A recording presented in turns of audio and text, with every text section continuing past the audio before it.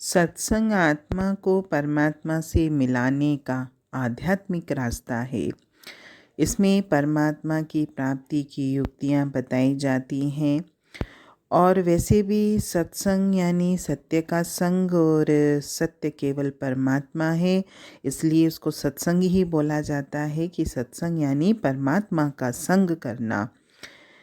जिस परमात्मा ने सृष्टि की रचना के समय उसके सारे नियम बनाए थे, उसी ने अपने साथ मिलाने का साधन और मार्ग स्वयं मनुष्य के अंदर रख दिया।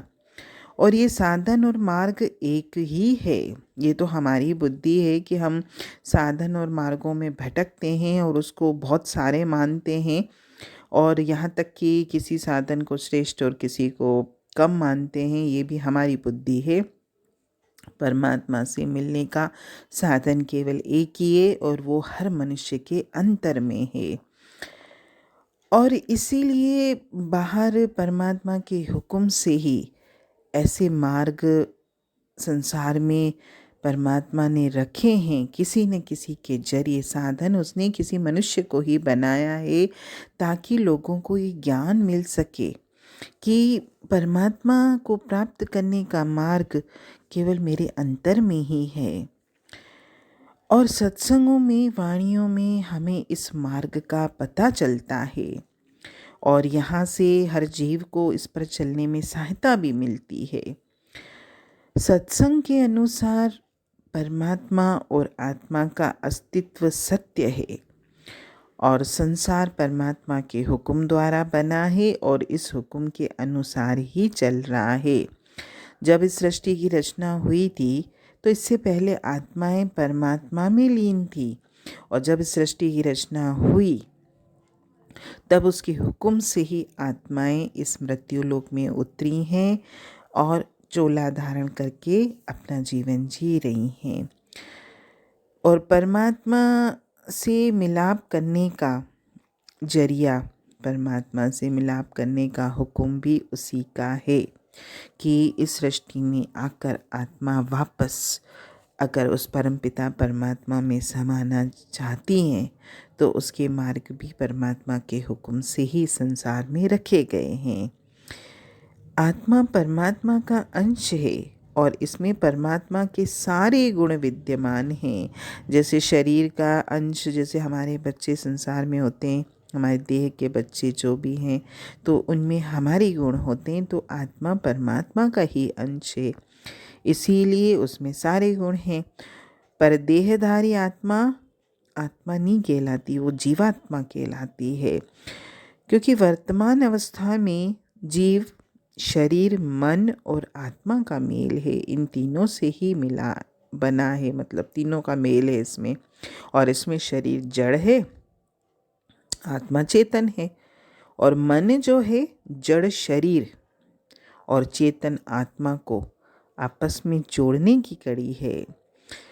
शरीर और मन आत्मा के कार्यशील होने के लिए, मतलब आत्मा अगर जो भी करना चाहती है तो उसके लिए उसको शरीर और मन की ज़रूरत है। और मन और शरीर आत्मा पर निर्भर हैं, लेकिन आत्मा इन पर निर्भर नहीं है, क्योंकि मन और शरीर के बिना भी आत्मा अमर है। लेकिन आत्मा के बिना मन और शरीर का कोई अस्तित्व नहीं है। पर परमात्मा से बिछड़कर जब आत्मा इस संसार में आई है, तो शरीर और मन के लंबे साथ न, क्योंकि आत्मा जब चोला धारण करती है तो काफ़ी लंबे साथ तक और योनियों में भटक भटक के न जाने वो कितने चोले बदलती है। तो लंबे साथ या कर्मों और संस्कारों के जो बंधन हैं उसके साथ तो बुरी तरह से वो इस संसार में शरीर में और मन के साथ बंध चुकी है। और शरीर और मन से बंधी आत्मा को इनसे अलग करके इसके स्रोत, मतलब परमात्मा से जोड़ना ही तो मनुष्य जन्म का मूल उद्देश्य है। और आत्मा को शरीर और मन से अलग करके परमात्मा से जोड़ने के आध्यात्मिक अभ्यास का नाम ही तो सत्संग है। शरीर और मन के द्वारा संसार में जो हमारी आत्मा विचर रही है, इसको संसार के वस्तुओं और पदार्थों से प्रेम हो गया है। परमात्मा ने काल और माया को जीव को संसार के भ्रम में रखने का कार्य सौंपा है, क्योंकि कहते भी हैं ना कि आत्मा ने अगर ये चोला धारण किया भी है तो मन और माया ये भी तो प्रभु ने हमको दी है ना, तो ये भी भ्रम रखने के लिए हमको दिया गया है। लेकिन जब हमारे ऊपर ये भ्रम का पर्दा हावी हो जाता है तो हमको क्या लगता है कि संसार सत्य है ना। संसार के सत्य होने का हमको धोखा होता है और हमारा मन जो है इंद्रियों के भोगों में हमको लिप्त कर देता है और हमसे अपने मन चाहे कर्म करवाता रहता है, विषय विकारों में उलझा हुआ है और विषय विकारों की पूर्ति के लिए भी जो भी वो गलत कर्म करता भी है तो आत्मा को मजबूर होकर उसका साथ देना पड़ता है। और जब वो उसका साथ देती है कर्म बन जाते हैं और कर्मों का फल भोगने के लिए आत्मा फिर आवागमन के चक्कर में पड़ जाती है। ये एक चोला छोड़ा, फिर उसका जो भी कर्म किए हमने तो हमको फिर दूसरा चोला धारण करना पड़ता है। और इसी तरह से संसार में आत्मा एक चोले से दूसरे चोले को धारण करती हुई यहीं घूमती रहती है। इसीलिए तो सत्संग में बार बार ये बोला जाता है कि कर्म और कर्म के बंधन से मुक्ति का साधन नहीं मिलेगा। चाहे अगर हम अच्छे कर्म करें, चाहे हम बुरे कर्म करें, अगर हमने पाप कर्म त्याग दिए और नेक कर्म करने लगे, पुण्य करने लगे, तो भी हम परमात्मा से नहीं मिल सकते।